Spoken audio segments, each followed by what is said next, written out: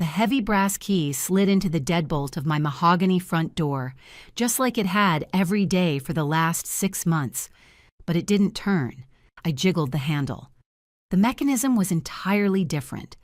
The familiar, smooth click of the expensive lock I had installed was gone, replaced by the cheap, metallic grinding of a hardware store replacement. I took a step back, my rolling suitcase heavy against my hand. I was exhausted. I had just spent 14 hours on a direct flight from Tokyo, returning from a grueling 3-week architectural summit. All I wanted was a shower and to sleep in the house I had worked 15 years to buy in cash. That was when I saw it. Taped to the beautiful custom-stained wood of my front door was a bright yellow piece of paper. The seal of the county court was stamped clearly at the top. Emergency notice to vacate. Premises secured by order of the court. My name, Maya Sterling, was printed in bold black ink under the designation of unauthorized tenant. I stared at the paper. My brain, heavily jet-lagged, struggled to process the sheer absurdity of the words. You cannot be an unauthorized tenant in a home you bought outright, with no mortgage, no liens, and no co-signers. Before I could reach out to rip the paper off the wood, the deadbolt clicked from the inside. The door swung open. Standing in my foyer, wearing my silk bathrobe and holding my favorite ceramic coffee mug, was my younger sister, Chloe. She didn't look surprised to see me. In fact, she looked like she had been waiting by the window all morning for my taxi to pull up. "You're early," Chloe said, taking a slow sip of coffee. She leaned against the door frame, projecting an air of absolute smug ownership. "The court order said you had until Friday to remove your personal items from the garage, but since you're here, I can have the movers bring your boxes out to the curb." I didn't yell. I didn't drop my suitcase. I just looked at her, my mind instantly shifting from exhaustion to a cold, hyper-focused, analytical state. "Chloe," I said, my voice perfectly level, "what are you doing in my house?" "Correction." Chloe smiled, a thin, venomous expression she had been practicing since childhood. "My house." She stepped aside just enough for me to see into the living room. My custom leather sofa had been pushed to the wall. In its place were a series of cheap, mismatched cardboard boxes and a faux velvet chair I recognized from Chloe's rundown apartment. "And I went to the county clerk's office last week," Chloe said casually, as if she were talking about renewing a car registration. "I filed the quitclaim deed you signed over to me. The judge approved the emergency transfer of possession because of your erratic behavior. The sheriff came by yesterday to enforce the lockout." A quitclaim deed. It is the fastest legal mechanism to transfer real estate between family members. It requires zero money to change hands. It only requires a signature and a notary stamp. Chloe, who had spent her entire adult life drowning in credit card debt and demanding loans from our parents, had figured out that she couldn't borrow my money anymore. So she had decided to steal my primary asset while I was 6,000 miles away. "I didn't sign a deed, Chloe," I said flatly. "Of course you did," she replied, her voice raising a fraction of a decibel. She was performing. She was projecting her voice toward the street. "You were feeling so guilty about how much money you have while I'm struggling. You signed it over on the 14th, right before your trip." October 14th. She had picked a specific date. She had planned this down to the timeline. A heavy black and white SUV rolled slowly around the corner of my quiet, tree-lined street, the county sheriff's cruiser. It didn't have its sirens on, but it pulled directly into my driveway, parking right behind my taxi. Chloe's smile widened. She had called them. She had tracked my flight, anticipated my arrival, and called the police to have me legally removed from my own property. "I told the dispatcher my estranged sister was threatening to break in," Chloe whispered. Her eyes locked on mine with pure, malicious delight. "Let's see how that corporate arrogance works against a badge, Maya." A tall, broad-shouldered sheriff's deputy stepped out of the cruiser. He adjusted his utility belt, his expression tired and annoyed, walking up the paved pathway toward my porch. "Morning, ladies," the deputy said, looking between me and my luggage. He stopped at the base of the steps, his hand resting casually near his radio. Dispatch got a call about a disturbance and a potential trespasser violating a court-ordered lockout. Chloe immediately transformed. The smugness vanished, replaced by the trembling, anxious demeanor of a frightened homeowner. "Officer, thank God you're here," Chloe said, clutching the collar of my silk bathrobe. "This is my sister, Maya. She's the one I warned the court about. She's refusing to accept the property transfer, and I feel extremely unsafe with her on my porch." The deputy looked at me. He didn't draw a weapon, but his posture hardened. He had a yellow paper on the door, a woman claiming ownership inside, and me standing outside with a suitcase. In the eyes of immediate law enforcement, the person with the keys is the victim. "Ma'am," the deputy said to me, his voice firm, "I'm going to need you to step back from the door and hand over your identification."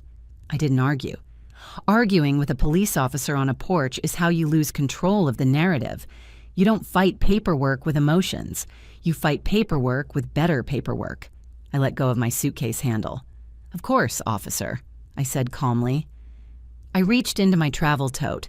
I didn't pull out my driver's license, and I didn't pull out my state ID. I pulled out my dark blue, heavily stamped international passport. The deputy took my passport, flipping it open to the laminated photo page to verify my identity. He frowned at the bright yellow eviction notice on my door, then at my sister standing on my porch. "You're Maya Sterling," the deputy confirmed, his voice neutral. "I am," I said smoothly, not taking my eyes off Chloe, "and I am the sole owner of this property. That notice on the door is fraudulent." Chloe let out a practiced, exasperated sigh. "Officer, please. She's lying. She signed a quitclaim deed over to me on October 14th. The county clerk verified it. The judge signed the eviction order. It's a matter of public record." The deputy didn't immediately side with her. He pulled a folded printout from his breast pocket, a copy of the court order Chloe had likely handed to dispatch earlier that morning. "Ma'am," the deputy said to me, his tone shifting into formal procedure, "I have a signed order from Judge Henderson dated 3 days ago. It states a quitclaim deed was executed on October 14th, transferring ownership to Chloe Sterling. You are legally required to vacate." I didn't raise my voice. I didn't panic. "Deputy," I said clearly, "please look at page 12 of my passport." The deputy blinked, confused by the specific request, but he thumbed through the thick stamped pages until he found the right one. I watched his eyes scan the bright red ink of the Japanese immigration stamp. "Now look at the date of entry into Tokyo," I instructed calmly. The deputy squinted in the bright morning sun. "October 10th, he read aloud. "And the exit stamp directly below it," I added. "October 31st, the deputy muttered, his brow furrowing deeper. I finally turned my head to look at Chloe. The confident, mocking smile she had worn 30 seconds ago began to falter at the edges. "I have been in Japan for the last 3 weeks on corporate business," I stated to the deputy, my voice echoing clearly across the manicured lawn. "My passport proves I was physically not in the United States on October 14th. It is impossible for me to have stood in front of a notary public in this county and signed a quitclaim deed on that date." The deputy lowered the passport. He looked at the court order in his hand, then back up at my sister. The dynamic on the porch shifted instantaneously. This was no longer a routine domestic dispute, and this was a felony in progress. Chloe's hands tightened around her coffee mug. Her knuckles went white. She realized the trap of her own timeline. She must have forged the stamps," Chloe stammered, her voice suddenly high and desperate. "Or she signed it before she left and backdated it. The notary stamped it. I have the paperwork." The deputy wasn't a fool. He knew that forging a United States passport stamp was a federal crime so severe that no sane person would do it just to win an argument with their sister on a Tuesday morning. He handed my passport back to me. "Ms. Sterling," the deputy said to Chloe, his hand dropping away from his radio and resting squarely on his utility belt. "Did you personally witness your sister sign that deed on the 14th?" Chloe swallowed hard. She was trapped in the lie she had built. If she said yes, she was committing perjury to an officer. If she said no, her entire claim fell apart on the porch. My lawyer handled the filing. Chloe deflected quickly, stepping backward into the foyer. I'm not discussing this without representation. This is my house now. Tell her to leave. She reached to slam the heavy mahogany door in our faces. The deputy moved faster than her. He shot his hand out, catching the edge of the door right before it clicked shut, holding it firmly open. I can't do that, ma'am, the deputy said, his voice dropping into a register of cold authority. Not when there is immediate physical evidence of fraudulent court filings. I'm pausing the execution of this eviction order until a judge reviews this discrepancy. Chloe's eyes widened in sheer panic. You can't do that. You have an order. And I have a passport showing she wasn't in the hemisphere, the deputy countered bluntly. He looked at me. Miss Sterling, I can't physically remove her from the property right now without a secondary court order, because her name is currently on the county deed, fraudulent or not. I nodded. I knew the law. I knew the police couldn't undo a judge's signature on the porch. That had to happen in a courtroom. I understand, Deputy, I said perfectly calmly. I will file for an emergency reversal hearing tomorrow morning. I will stay at a hotel tonight. Chloe let out a sharp breath of relief. She thought she had won a temporary victory. She thought she had bought herself time to figure a way out, or at least time to sell my furniture. I picked up the handle of my rolling suitcase. I looked directly into Chloe's eyes. Enjoy the coffee, Chloe, I said softly, because tomorrow at 9 a.m., I'm going to bury you in federal court. I turned my back on my own house, walked to the waiting taxi, and told the driver to take me to the nearest Hilton. The real war wasn't going to happen on the porch. It was going to happen under oath. The next morning, the air in courtroom 4B of the county courthouse was thick and sterile. Judge Henderson was a no-nonsense magistrate in his early 60s who handled property disputes with the brutal efficiency of an assembly line. He didn't like having his orders challenged, and he especially didn't like emergency reversal hearings. I sat at the plaintiff's table. I wasn't wearing my travel clothes anymore. I was wearing a sharp, tailored navy suit.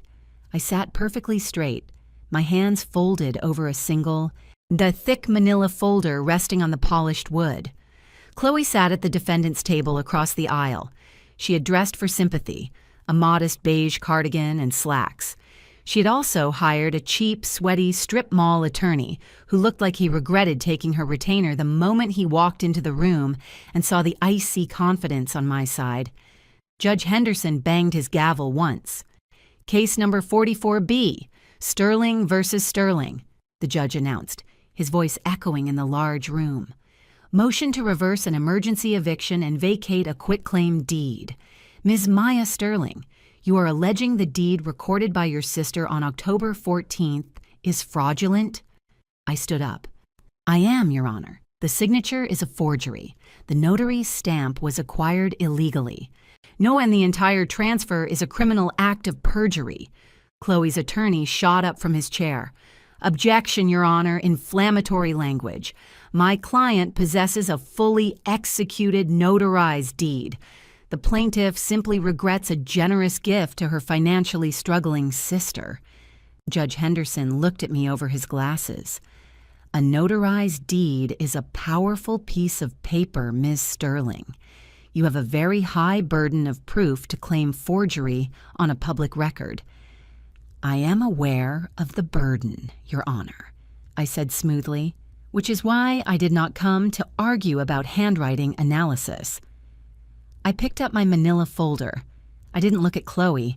I looked directly at the judge. I came to argue geography. Judge Henderson adjusted his glasses, peering at me over the mahogany bench. He didn't like theatrical statements in his courtroom. He liked efficiency. Geography, Miss Sterling? Judge Henderson repeated, his tone sharpening with irritation. I don't have time for riddles. I have a docket of 40 cases this morning. It's not a riddle, Your Honor, I said smoothly, stepping out from behind the plaintiff's table. I held out the first document from my manila folder.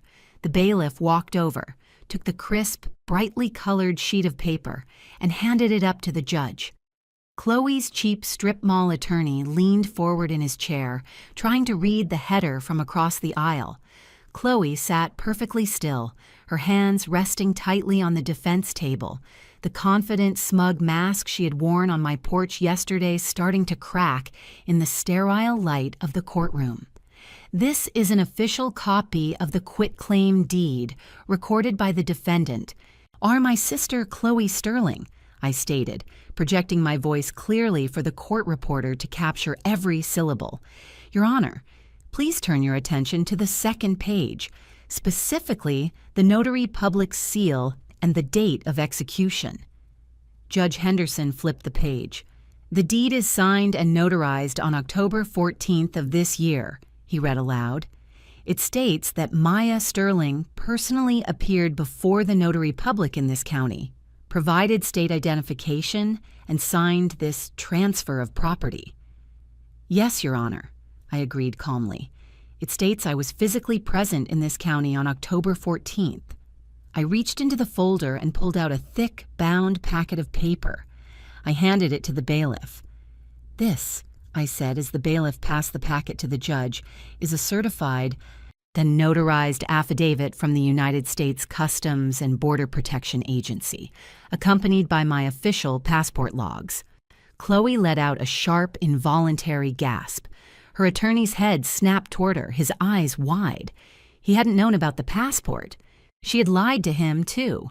She had handed him a fake deed and told him it was a simple family dispute over a gift.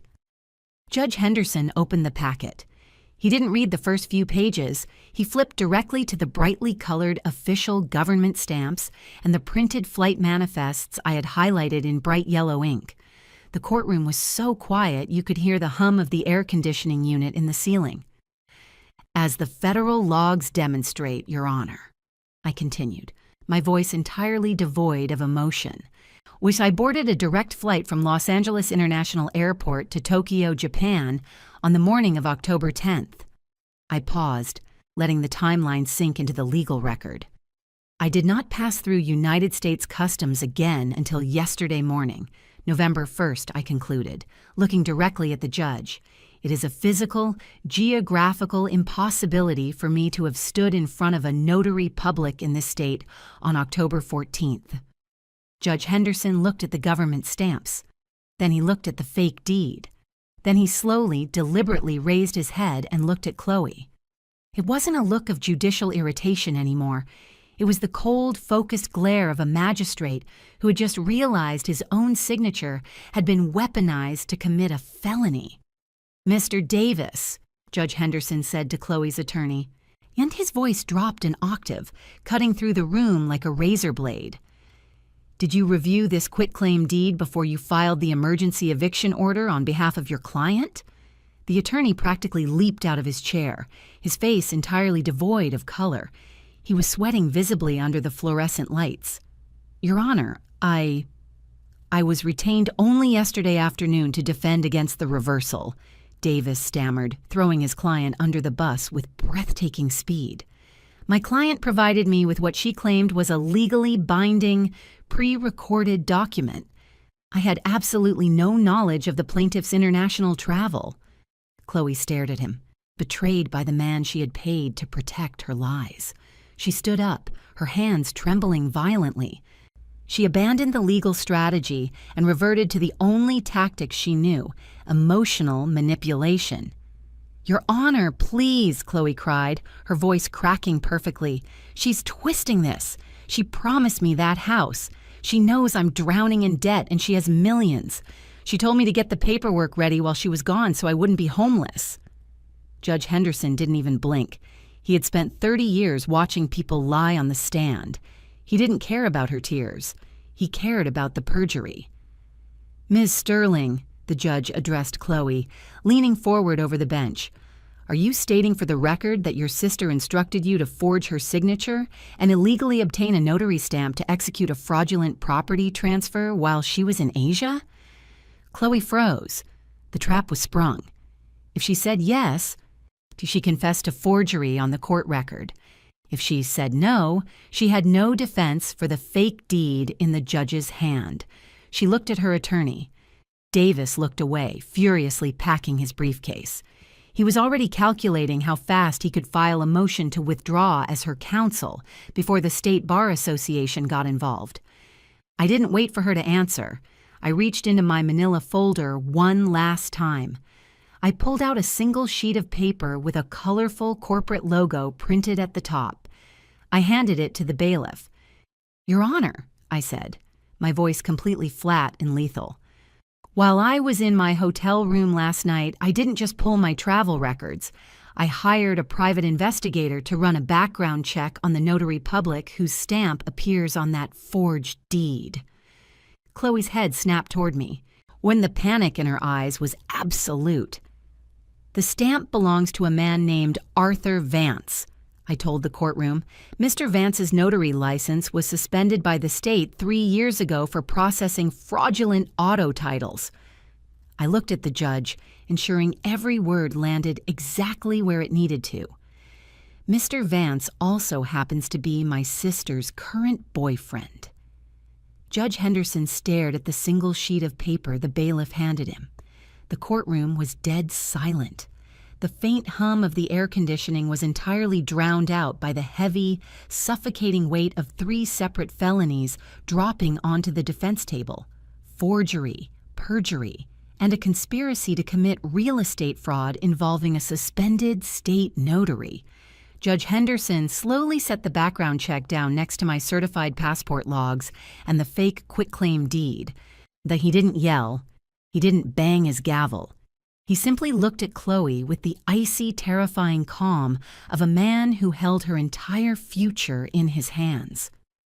"Mr. Davis," Judge Henderson said, his voice dangerously low, addressing Chloe's attorney, "is there anything you would like to say to this court before I refer this matter directly to the district attorney's office for immediate criminal prosecution?" The strip mall attorney stood up so fast his chair screeched against the polished hardwood floor.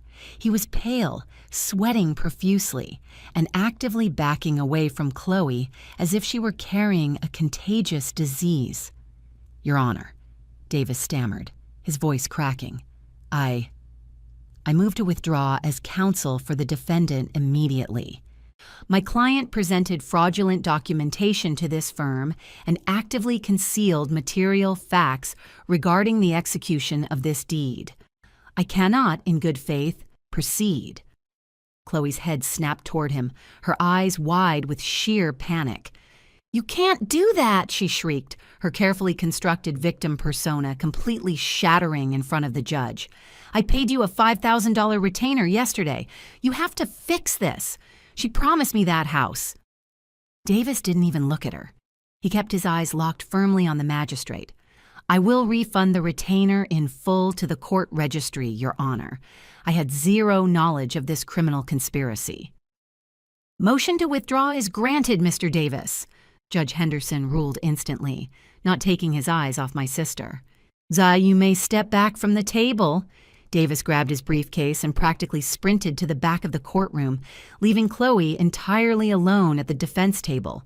She was completely exposed, no lawyer, no fake notary stamp to hide behind, and a federal passport log proving she was a liar. Judge Henderson picked up his gavel. "Ms. Chloe Sterling," the judge said, his voice ringing with absolute, unshakable authority, "you have utilized this court and my signature to orchestrate the theft of a multi-million-dollar property. You executed a fraudulent deed using a suspended notary, committed perjury in your initial filing, and initiated an illegal eviction against the rightful owner while she was out of the country." Chloe started to cry, not the delicate, manipulative tears she used to get out of credit card debt, but ugly, ragged, to desperate sobbing. "Please," she begged, her hands shaking as she clutched the edge of the wooden table. I'll leave the house today. I'll give the keys back. Maya, tell him I'm leaving. I was just desperate. I sat perfectly still at the plaintiff's table. I didn't look at her with sympathy. I didn't look at her with anger. I looked at her with the cold, absolute detachment of a woman watching a parasite finally being removed. "She isn't the one who decides your fate today, Miss Sterling," Judge Henderson snapped, slamming his gavel down with a sharp, explosive crack that made Chloe flinch physically. "I am vacating the emergency eviction order immediately," the judge declared, his pen moving furiously across the court docket. "The quitclaim deed filed on October 14th is hereby null and void, stricken from the county record. Ownership of the property remains solely with the plaintiff, Maya Sterling." He looked up, his eyes narrowing to slits. "But we are not finished here," Judge Henderson continued. "I am ordering you to pay all of the plaintiff's legal fees, court costs, and any damages incurred during this illegal lockout, totaling no less than $25,000. Chloe gasped, her knees buckling slightly as she collapsed back into her chair. "I don't have that kind of money," she whispered, her voice a broken rasp. "I'm bankrupt." "Then you will learn the consequences of civil judgments," the judge replied coldly. He turned to the armed bailiff standing near the jury box. "Bailiff," Judge Henderson ordered, "take Ms. Sterling into custody. She is being held in contempt of court for presenting forged documents and committing perjury under oath. I am also directing the clerk to forward this entire case file, including the passport logs and the notary background check, to the district attorney for felony fraud and forgery charges." The bailiff stepped forward, pulling a pair of heavy steel handcuffs from his utility belt. Chloe screamed. It was a visceral, terrifying sound of absolute defeat. She tried to scramble backward away from the table, but the bailiff was faster. He grabbed her arm firmly, twisting her around and pressing her against the defense table. The sharp, metallic click of the handcuffs echoed through the silent courtroom. "Maya!" Chloe shrieked, tears streaming down her face, thrashing against the bailiff's grip. "Maya, please, I'm your sister. You can't let them do this. Please." I slowly stood up from the plaintiff's table. I picked up my manila folder, straightening my navy suit jacket. I walked over to the center aisle, stopping just a few feet away from where my sister was being restrained by an officer of the law. "You stopped being my sister the day you changed my locks, Chloe," I said softly, my voice perfectly calm and carrying across the quiet room. "I didn't let them do this to you. You did this to yourself. And I am going to sleep very well in my house tonight." I turned my back on her and walked out of the courtroom. The heavy wooden doors swung shut behind me, cutting off the sound of her crying, leaving me in the quiet, sterile hallway of the courthouse. I pulled my cell phone from my pocket and dialed a number I had saved the night before. "Hello?" a gruff voice answered on the second ring. "Sheriff Davies," I said, walking toward the elevators. "This is Maya Sterling. The judge just vacated the eviction order. I am heading to my property now, and I need a squad car there in 20 minutes. "Understood, Miss Sterling," the sheriff replied, his tone entirely different from the skepticism he had shown me on my porch yesterday. "What's the situation?" "The situation," I said smoothly, stepping into the elevator and pressing the button for the lobby, "is that my sister's boyfriend is currently trespassing in my home, and he has a suspended notary stamp I'd like you to collect." 20 minutes later, my taxi pulled up to the curb of my quiet, tree-lined street. The heavy, black-and-white county sheriff's cruiser was already idling in my driveway. Sheriff Davies stood near the hood, his thumbs hooked loosely into his utility belt. He wasn't the skeptical officer from yesterday morning. He was a man who had just received a direct call from the courthouse confirming a felony fraud ring operating out of my living room. I stepped out of the taxi, my heels clicking sharply against the pavement. I didn't have my suitcase this time. I had the certified court-stamped reversal order in my hand. "Ms. Sterling," Sheriff Davies said, offering a brief, professional nod. Dispatch confirmed the judge's ruling. The property is legally yours, and the eviction notice is void. Thank you, Sheriff, I said smoothly, walking up the paved path toward my front door. Are we ready to clear my house? Davies unclipped his radio. Let's get this done. I didn't knock. I didn't announce myself. Or I used the cheap metallic key Chloe had smugly handed over to the deputy the day before when she thought she had won. The lock clicked. I pushed the heavy mahogany door open. Arthur Vance, my sister's boyfriend and the suspended notary, was sitting on my custom leather sofa, his feet propped up on my glass coffee table. He was eating a sandwich and watching my flat-screen television, completely oblivious to the legal nuclear bomb that had just detonated downtown. He didn't even look up when the door opened. "Did you get the rest of her boxes out of the garage, Chloe?" Arthur mumbled with his mouth full. "Because I'm not hauling that heavy crap to the curb later." "No," I said calmly, stepping fully into the foyer. "But you're going to be hauling yourself out of my house in about 10 seconds. Arthur froze. He slowly turned his head, his eyes widening as he registered me standing in the doorway, wearing a sharp navy suit instead of my travel clothes. The sandwich dropped from his hand onto a paper plate. Before Arthur could stand up and start throwing his weight around, Sheriff Davies stepped into the house right behind me. The heavy clatter of his duty belt and the presence of his uniform instantly sucked the bravado out of the room. "Arthur Vance?" the sheriff asked, his voice echoing loudly in the high-ceilinged living room. Arthur scrambled to his feet, wiping his hands nervously on his jeans. He recognized the sheriff. Men with suspended state licenses usually know the local law enforcement. "Officer Hay," Arthur stammered, holding his hands up defensively. I'm just visiting my girlfriend. Her name is Chloe. She owns this place." Sheriff Davies didn't smile. He pulled a pair of heavy steel handcuffs from his belt. "Chloe Sterling is currently in county lockup for forgery, perjury, and conspiracy to commit real estate fraud," the sheriff said flatly. "The judge vacated the deed, and he specifically asked me to collect the suspended notary stamp you used to facilitate the theft of this property." Arthur's face drained of all color. He looked from the sheriff to me, realizing instantly that Chloe hadn't just lost the house. She had brought the entire criminal justice system down on his head. "I didn't know," Arthur panicked, backing away from the sofa until his knees hit the edge of my coffee table. "She told me she had permission. She gave me $500 to stamp it. I didn't know her sister was out of the country."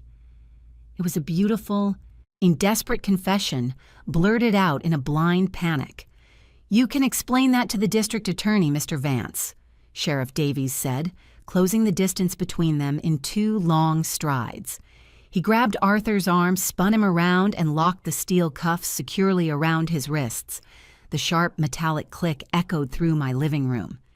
"You are under arrest for trespassing and conspiracy to commit fraud," the sheriff recited, entirely unmoved by Arthur's whining protests.